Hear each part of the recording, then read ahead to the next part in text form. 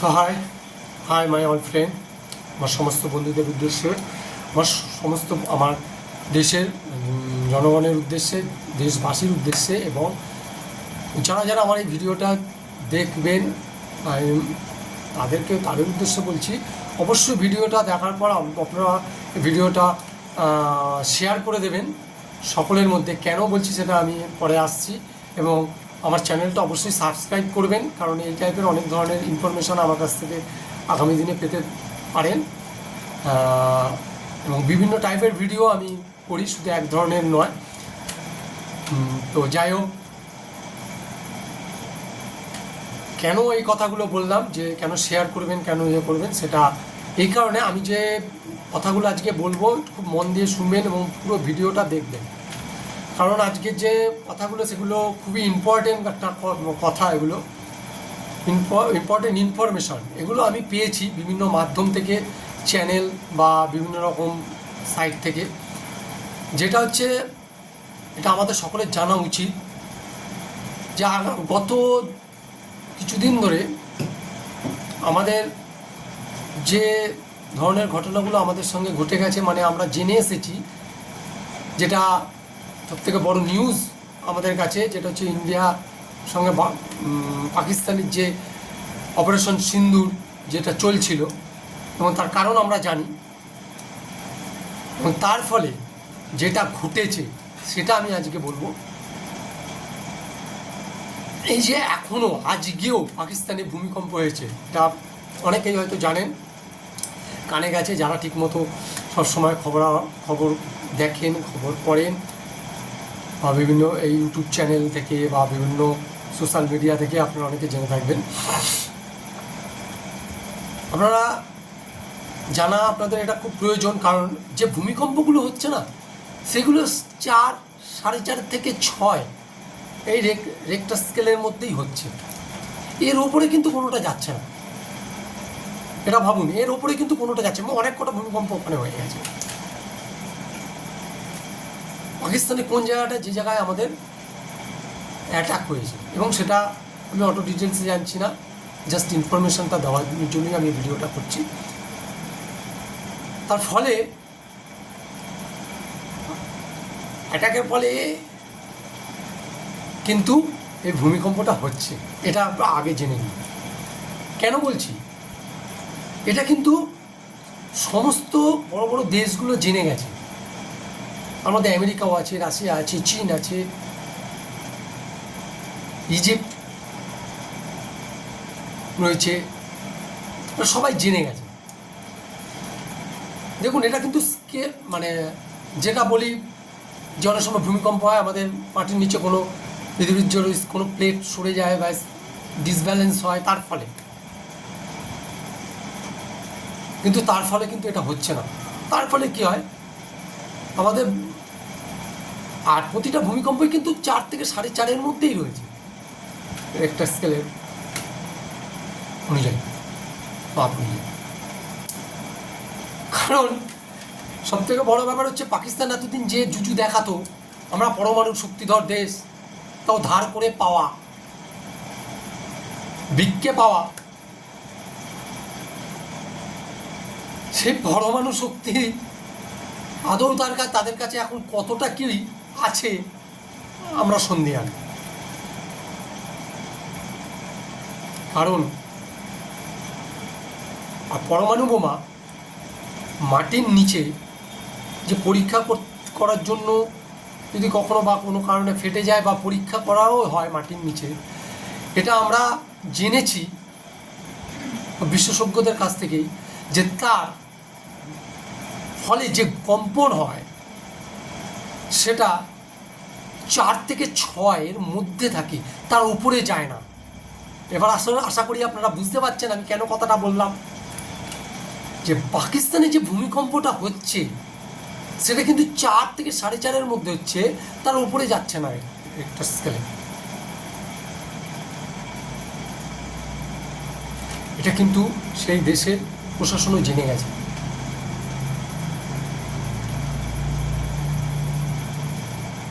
আর এই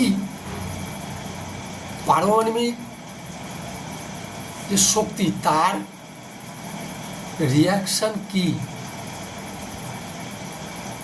হতে পারে শক্তি যদি ব্লাস্ট করে কোনো বোম, বা রেডিয়েশন কতটা ক্ষতিকারক সেটা আমরা আগেও দেখেছি, আমরা জানি এর ফলে কি পরিস্থিতি হতে পারে।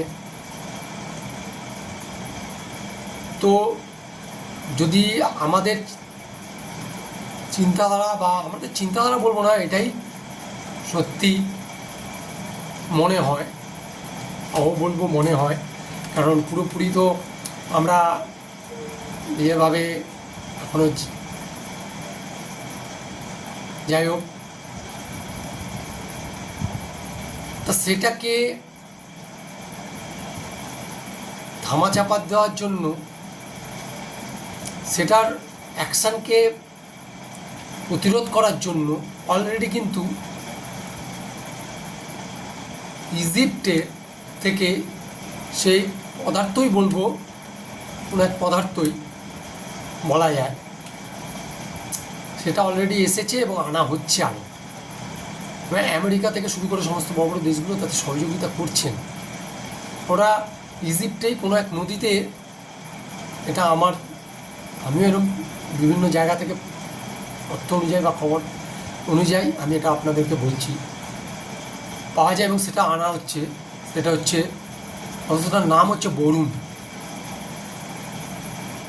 বরুণ, এই টাইপেরই বরুণ, যেটা দিয়ে প্রায় বিশেষজ্ঞরা বলছে প্রায় 95% ওটাকে ধামাচাপা দেওয়া যায়, ওটাকে রক্ষা করা যায়, ওটাকে প্রতিরোধ করা যায়, মানে যাতে ওই রেডিয়েশনটা না ছড়ায়।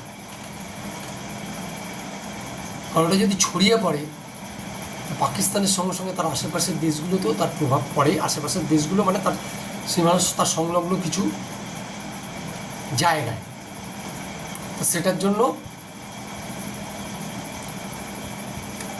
তৈরি রয়েছে, সমস্ত ব্যবস্থায় তৈরি চলছে।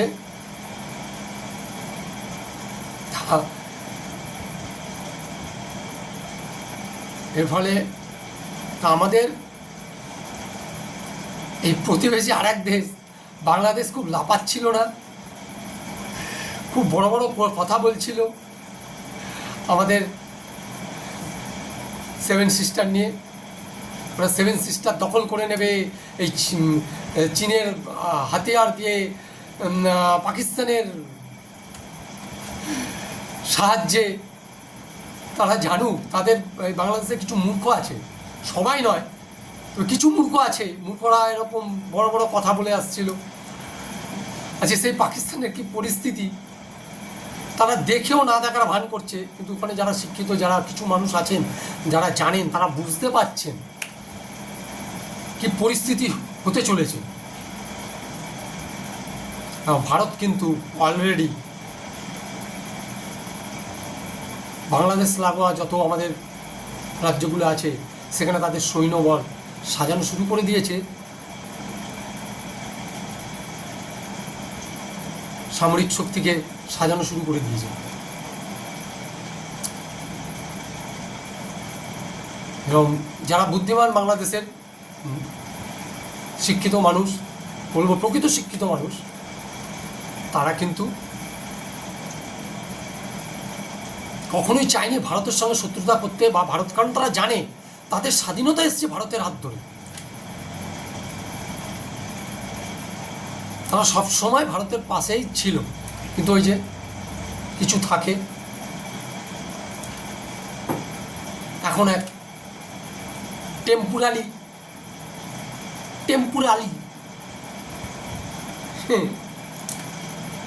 কি বলবো আর, ইউনিস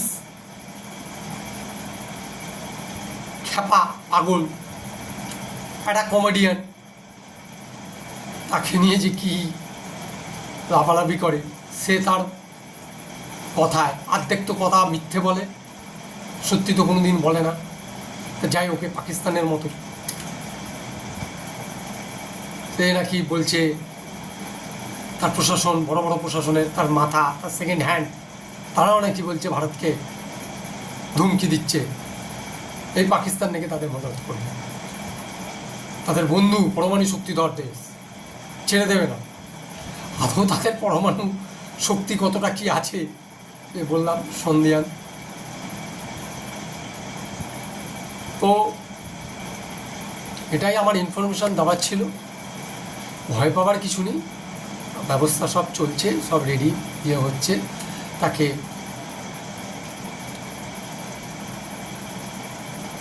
প্রোটেক্ট করা হচ্ছে যাতে আশেপাশের দেশের কোনো ক্ষতি না হয় এবং পাকিস্তান দেশটারও পুরোপুরি যাতে, কারণ আমরা সবসময় চাই সব দেশ সুরক্ষিত থাক, ভালো থাক, কিন্তু আমাদের যে চোখ রাঙাবে, আমাদের যে ক্ষতি করার চেষ্টা করবে, আমরা কিন্তু তাকে ছাড়ব না। চীনও বুঝে গেছে, চীনও কিন্তু এখন ভয় পাচ্ছে, তাদের মধ্যেও কম্পন ধরে গেছে, কারণ তাদের হাতিয়ার কোনো কাজ করেনি। আমেরিকা তাদের হাতিয়ার দিয়ে ওই জায়গাটা সুরক্ষিত করে রাখা হয়েছিল, যা আমাদের এয়ার ডিফেন্স টুকরো করে ভেঙে দিয়েছে, আমাদের ব্রহ্মস্ত্র শেষ করে দিয়েছে, যা ভারতীয় পুরোপুরি ভারতের নিজস্ব প্রযুক্তিতে তৈরি করা। জেনে গেছে ভারতের শক্তি কী। তুর্কি থেকে আনা দ্রোণ তাকে ধ্বংস করে দিয়েছে ভারতের ডিফেন্স সিস্টেম। বুঝে গেছে ভারতের ডিফেন্স সিস্টেম কতটা স্ট্রং, তারা কী করতে পারে। সারা ওয়ার্ল্ডকে চোখে আঙ্গুল দিয়ে দেখিয়ে দিয়েছে ভারতের সঙ্গে লাগতে এসো না, ভারতকে উঙ্গলি দেখিও না, সে যেই দেশ হোক না কেন, ভারত তৈরি। ওই জন্য এখন অনেকেই ভারতকে সমীহ করছে এবং এটাও খবর যে ভারতের কাছে অলরেডি, আমি যেটুকুনি তথ্য মিডিয়া বা সাইট থেকে পাওয়া সেই তথ্য অনুযায়ী আপনাদেরকে ইনফরমেশন দিচ্ছি, যে 17টা দেশ আছে যারা এখন ভারতের কাছ থেকে সামরিক শক্তি নেবার জন্য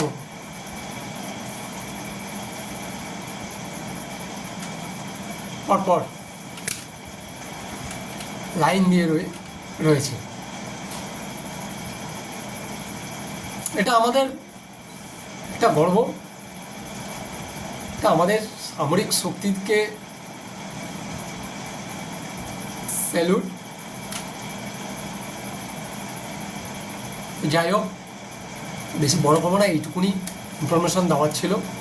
আর বাংলাদেশকে বলবো, বাংলাদেশের সেসব গোমূর্খ মানুষগুলোকে বলবো একটু সমঝে চলুন। পাগলের প্রলাপ দেবেন না।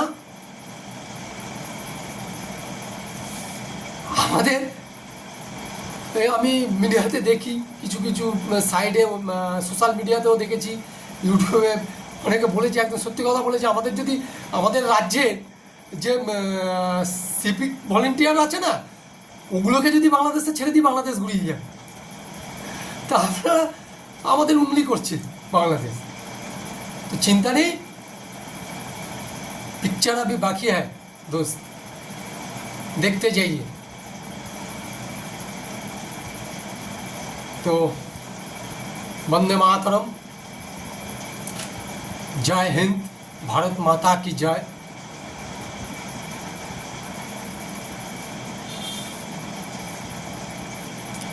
Bye, good bye.